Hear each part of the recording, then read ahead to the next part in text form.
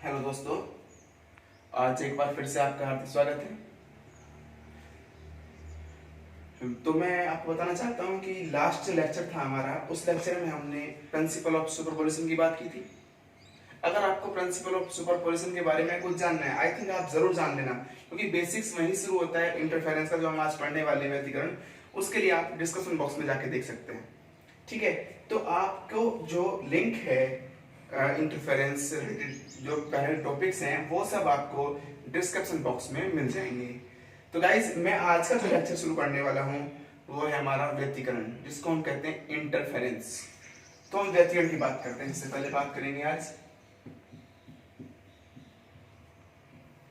व्यतिकरण, इसको हम क्या कहते हैं? इंटरफेरेंस कहते हैं।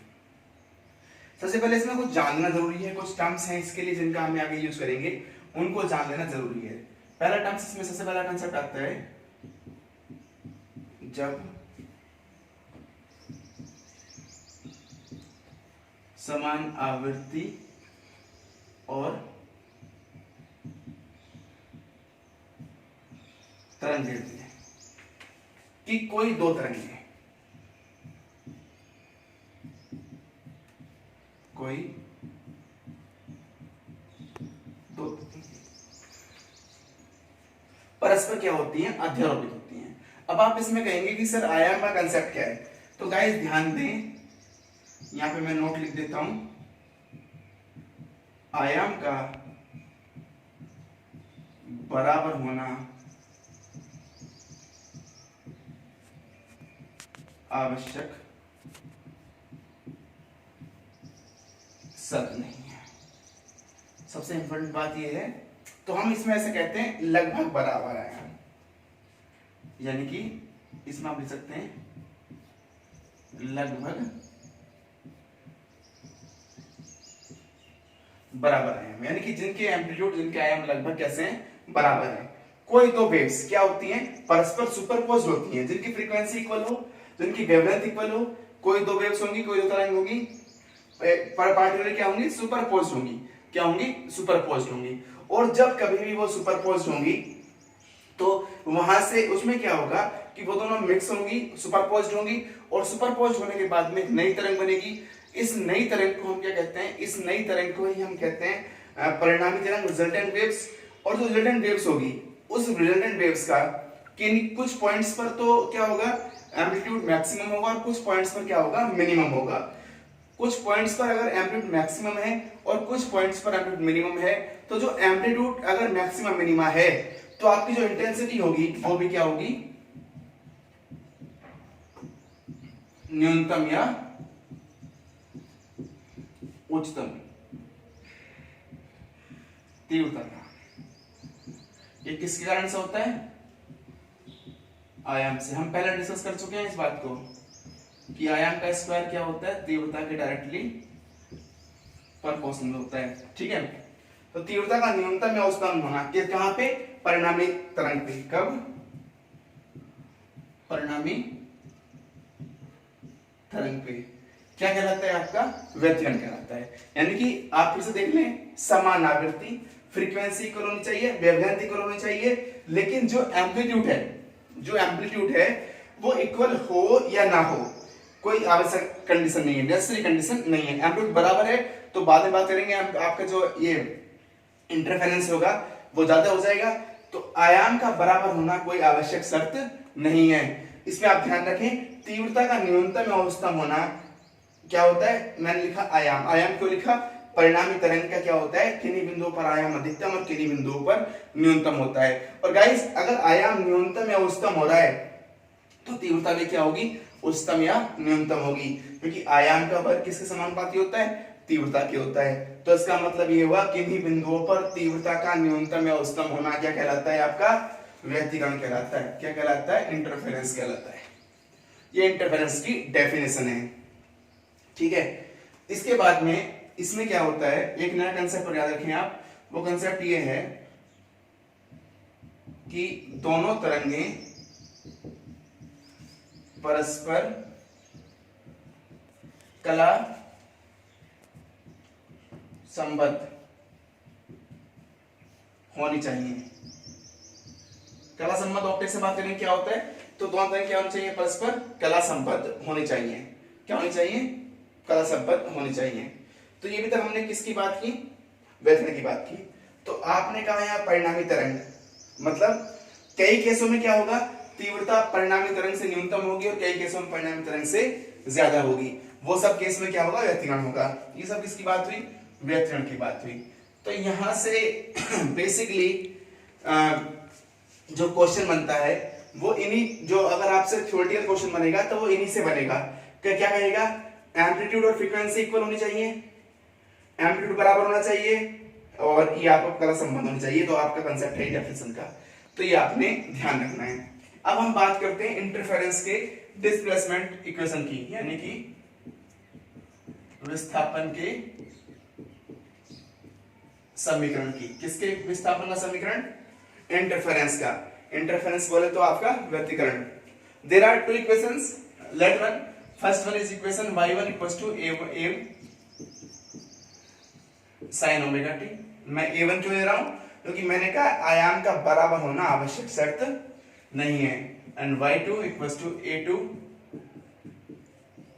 sin omega t plus 5। ये फर्स्ट इक्वेशन ऑफ डिस्प्लेसमेंट और ये सेकंड इक्वेशन ऑफ डिस्प्लेसमेंट।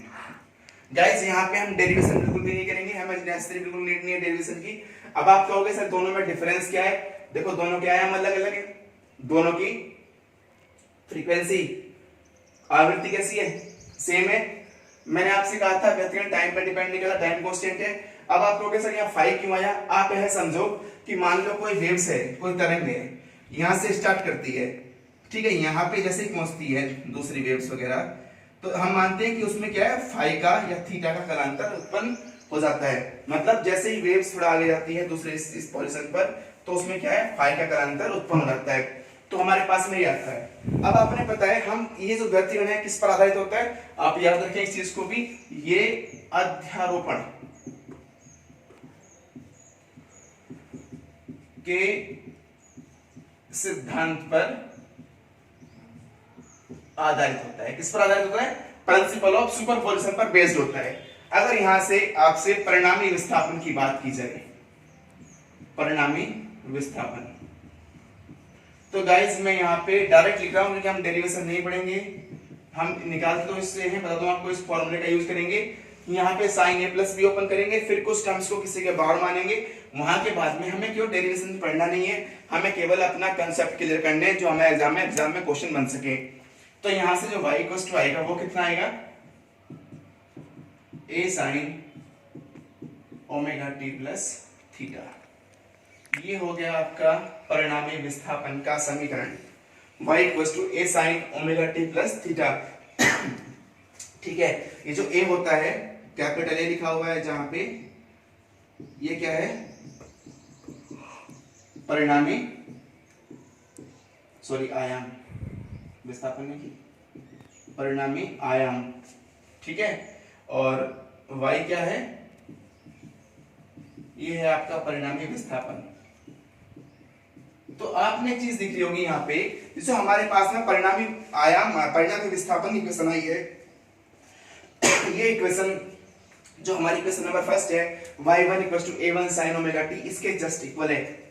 इसका मतलब साफ साफ है कि जो व्यतिकरण है उसमें कोई चेंज नहीं होता है, केवल आयाम क्या है, आयाम का बराबर होना आवश्यक शर्त नहीं है, ये कंडीशन है इसमें, बस आपने ध्यान रखना है। तो इसकी बात हुई परिणामी आयाम की। अब हम बात करते हैं परिणामी आयाम a, इसकी वैल्यू क्या होती है, इंटेंसिटी की वैल्यू क्या होती है, यहीं से बेसिकली क्वेश्चंस बनते हैं, ठीक है। अब बात करते हैं परिणामी आयाम। आपने क्या लिखा है, परिणामी आयाम कैपिटल ए, और ये कैपिटल ए किसके बराबर होगा, capital A equals to a1 square a2 square 2a1 a2 cos phi. ये होता है परिणामी आयाम का फॉर्मूला। अगर आपसे कहता है कि परिणामी आयाम ज्ञात करो जिन दो तरंगों के आयाम इतने इतने हैं, किन्हीं दो छोटी तरंगों के आयाम इतने इतने हैं, उनके बीच में इतने डिग्री का कोण बनता है, तो परिणामी आयाम कितना होगा, ये अपना फॉर्मूला आपने ध्यान रखना है, ठीक है। अब उसके बाद में यहां से अगर आपसे कहता है डायरेक्शन, इसको आप कहते हैं दिशा, ठीक है। क्या कहते हैं इसको? डायरेक्शन। ये क्या होता है? रिजल्टेंट एम्पलीट्यूड, ठीक है। अगर डायरेक्शन की बात की जाए तो direction tan theta equals to आप tan फाई ले लें, tan थीटा ले लें, कुछ भी ले सकते हैं। a2 sin phi a1 plus a2 cos phi. कई बुक्स में इसको इस तरीके से दिखाया गया है, यदि कोई दो वेव्स हैं उनके एम्पलीट्यूड पी क्यू हैं तो P Q sine phi P plus Q cos phi, इस तरीके से कई बुक्स में दिखाया गया है। तो आप कंफ्यूज ना हो। a2 साइन फाई, a2 क्या है? दूसरी तरंग का आयाम। a1 क्या है? पहली तरंग का आयाम। और कोस फाई फाई थीटा आप जानते ही हो, एंगल्स हैं। अब देखो परिणामी आयाम आ गया हमारे पास में। अगर मैं बात करता हूं तीव्रता की, इंटेंसिटी,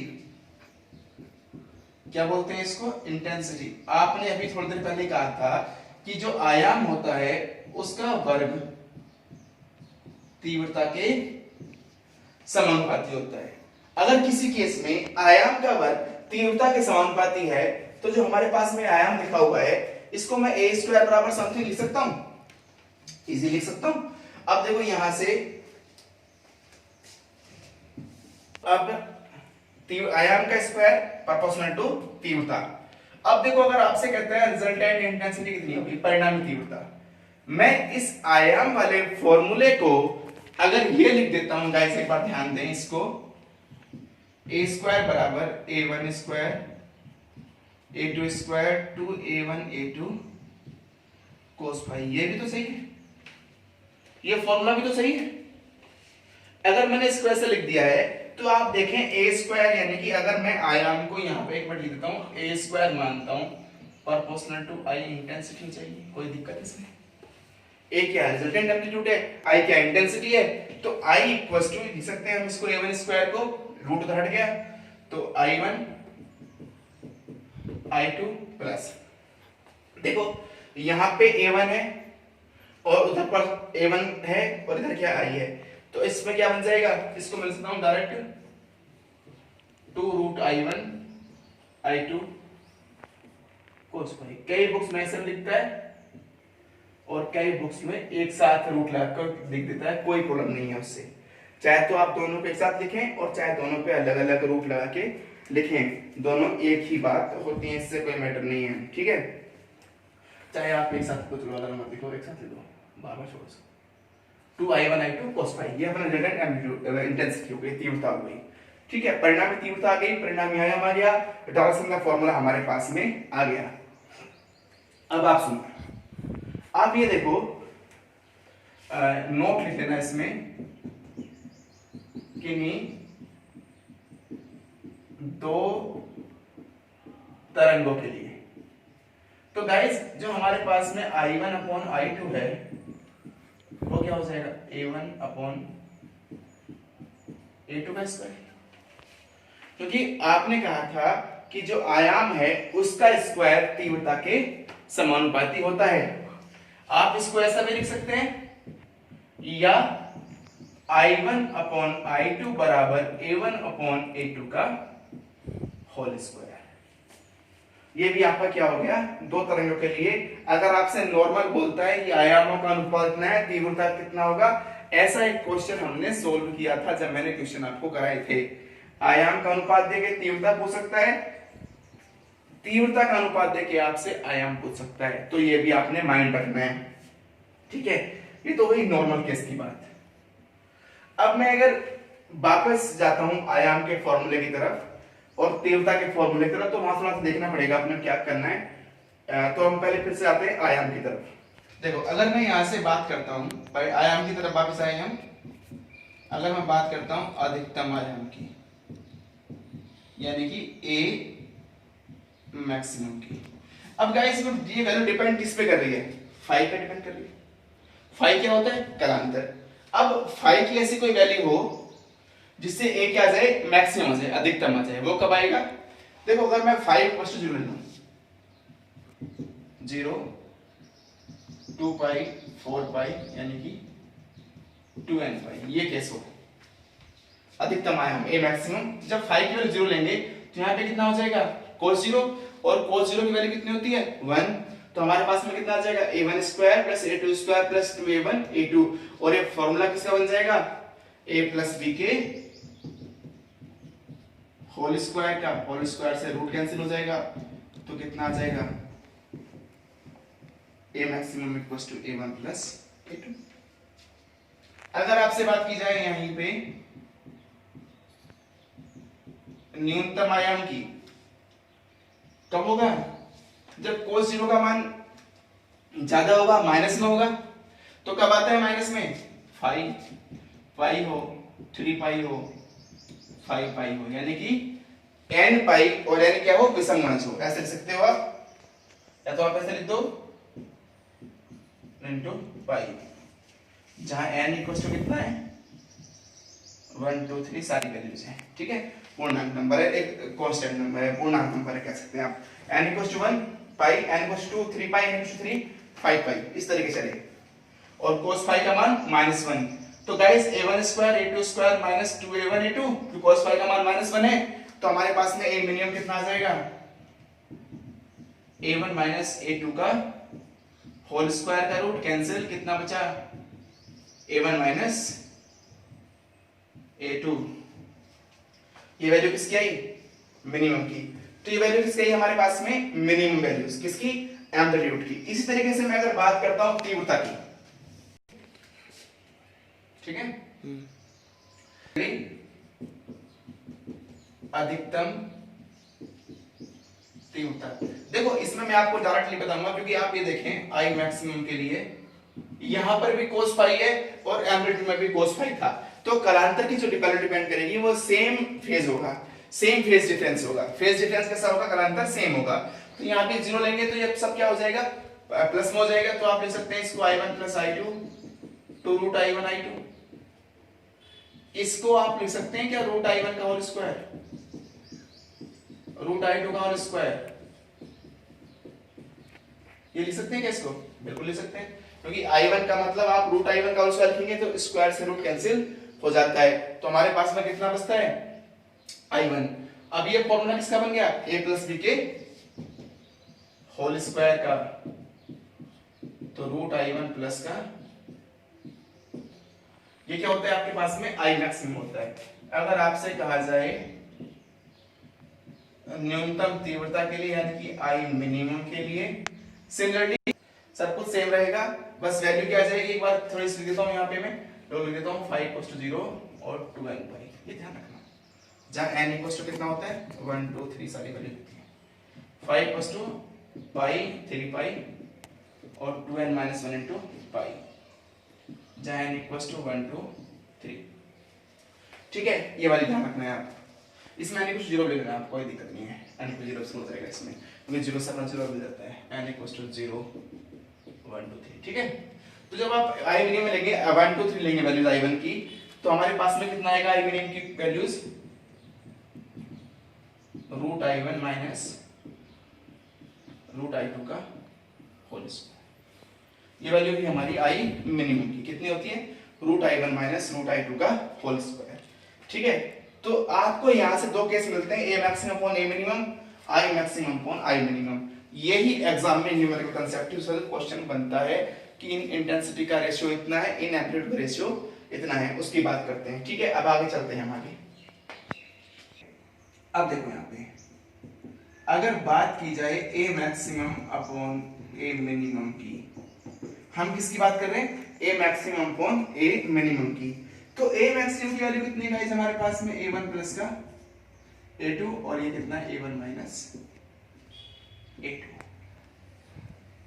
ठीक है, ये भी ध्यान रखें आप, इसको आप जस्ट सॉल्व करने की जरूरत नहीं है, करना चाहो तो एक काम करना है इसमें या करके a maximum upon a minimum equals to, इसमें से a2 कॉमन लोगे तो कितना बचेगा, ये बचेगा, यहां से भी कॉमन लोगे तो कितना बचेगा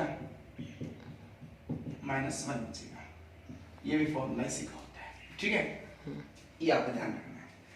अब सेम केस इंटेंसिटी, हमारे पास में आई मैक्सिमम कितना है, root I one plus root I two का होल स्क्वायर,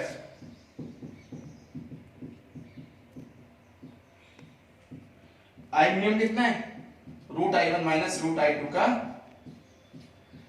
होल स्क्वायर।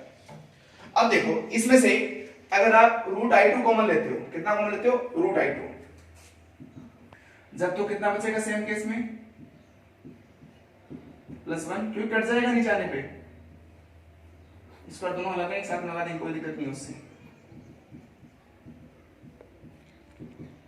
क्या होल स्क्वायर, ये किसकी बराबर होगी, I max upon I minimum की वैल्यू। ठीक है, ये भी आपने ध्यान रखना है। अब कई बुक्स में क्या करते हैं कि root I one upon root I two है, रूट आई वन कब आता है, ए की वैल्यू बराबर, तो इसको कई बुक में ए वन प्लस ए टू भी लिखा रहता है, तो उससे कोई मतलब नहीं है। आप ध्यान रखना, इंटेंसिटी का मैक्सिमम मिनिमम का रेशो देके आपसे इंटेंसिटी पूछ लेगा, या आपसे एम्पलीट्यूड का मैक्सिमम मिनिमम देके एम्पलीट्यूड पूछ लेगा, तो इसको भी आप ध्यान रखें। ठीक है, तो ये वाला ध्यान रखें। मैं इसलिए बता रहा था क्योंकि ये जो हमारे पास में रूट आई वन होता है ना, रूट आई वन किसके बराबर, देखो आपने देखा था a square proportional to I, या a proportional to root I तो लिख सकते हैं आप भाई। अगर a square proportional to root I है तो इधर स्क्वायर जाके बन जाएगा, रूट बन जाएगा, तो इसको आप रूट, इसलिए मैं कह रहा था इसको कई केसों में ये भी लिख सकते हैं आप चाहें तो,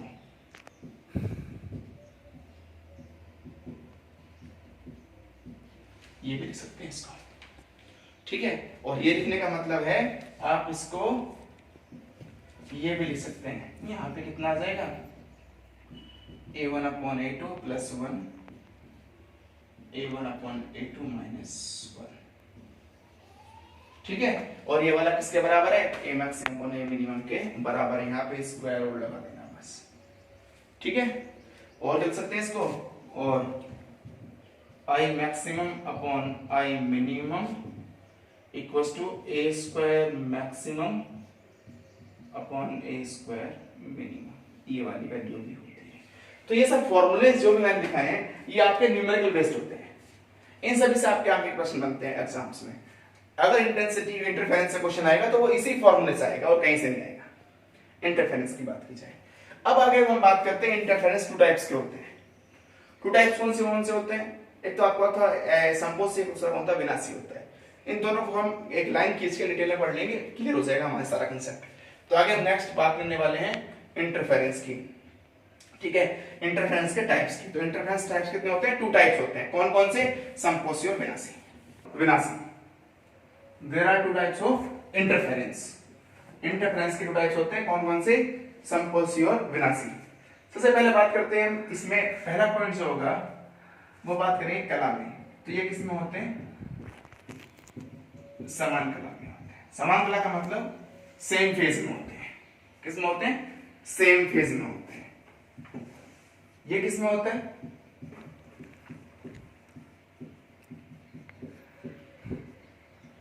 विपरीत कला में होता है। ये किसमें होता है, विपरीत कला में। ठीक है, पहला पॉइंट।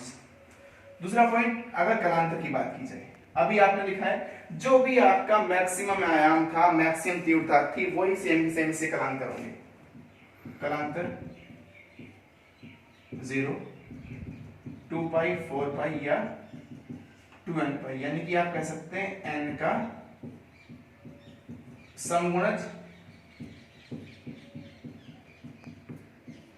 0 से, यानी कि विद 0 क्या होना चाहिए, n का समगुणज होना चाहिए, किस साथ में, विद 0 के साथ में। ठीक है, इसमें कलांतर की बात करें, यहाँ पे पाई, 3 पाई, 5 पाई इस तरीके से होता है। और यहाँ लिख देना 2n माइनस 1 इंटू पाई, जहां n इक्वल्स टू 1, 2, 3 सारी वैल्यूज इसकी आप यूज कर सकते हैं। ठीक है, उसके बाद में यहाँ पे n इक्वल्स टू लेना 0, 1, 2, 3 सारी यहाँ 0 शुरू करेंगे, क्योंकि 0 क्या रहा है, जो 0 की वैल्यू होती है कोस में वही 2 पाई की भी होती है। अगर बात की जाए पथांतर की, डेल्टा बराबर कितना होता है, n लैम्डा होता है। ये कहां से आएगा, आप निकाल सकते हैं, कलांतर बराबर 2 पाई अपॉन लैम्डा इनटू पथांतर। ठीक है। दूसरी बात, अगर आपसे इसमें कहा जाए इसमें कलांतर पदांतर कितना होगा 2n-1 into lambda, sorry 2n-1 lambda by 2। Formula याद रखना इसका, कलांतर बराबर क्या होता है आप याद रखें, कलांतर बराबर 2 पाई अपॉन लैम्डा इंटू पथांतर। ठीक है, तो पथांतर लैम्डा अपॉन 2 पाई हो जाएगा और जाकर जैसे आप सॉल्व कर सकते हैं इसको, यहां से आप निकाल सकते हैं। अगर आपसे बात की जाए अधिकतम आयाम की, अधिकतम आयाम ए मैक्सिमम कितना था a1 प्लस a2। ठीक है, क्योंकि इसमें क्या होता है अधिकतम आयाम प्राप्त होता है, क्योंकि ये जो अपने कलांतर हैं ये सब किसमें थे अधिकतम आयाम की स्थिति में थे।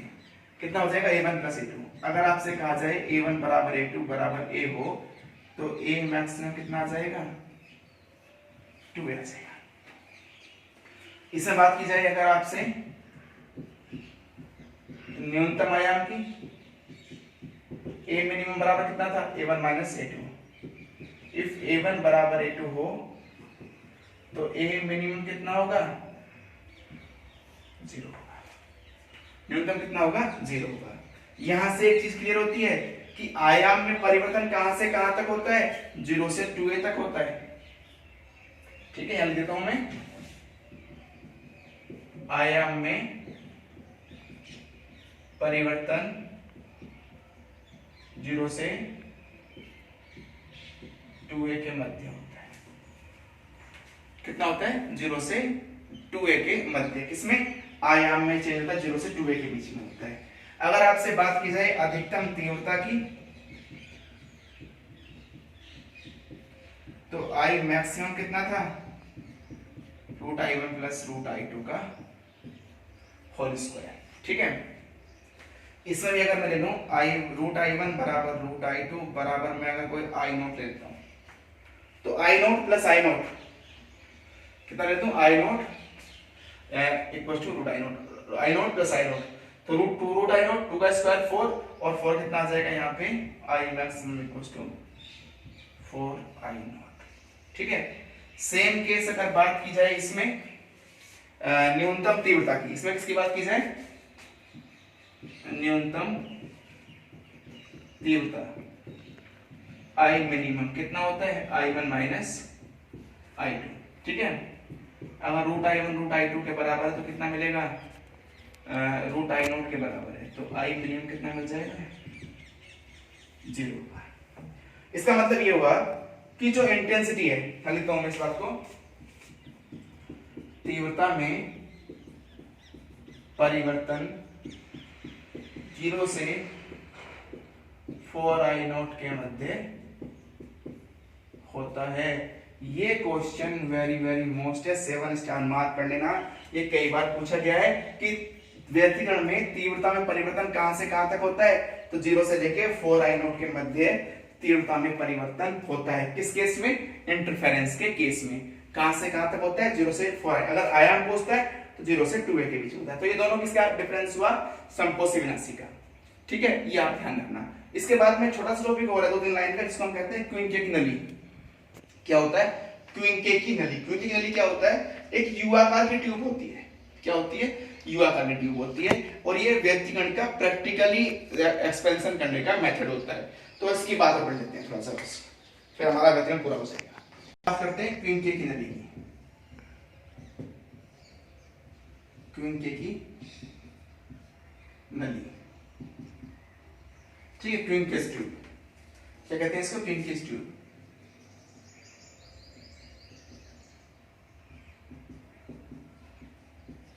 यहां से एक फॉर्मूला बनता है जिससे न्यूमेरिकल क्वेश्चन बन जाते हैं, उसकी बात करें। क्विंके की नली क्या होती है? सबसे पहले तो याद रखो कि ये क्या होती है कि यू आकार की ट्यूब होती है। रफली देख लो, इस तरीके से बनी होती है ये।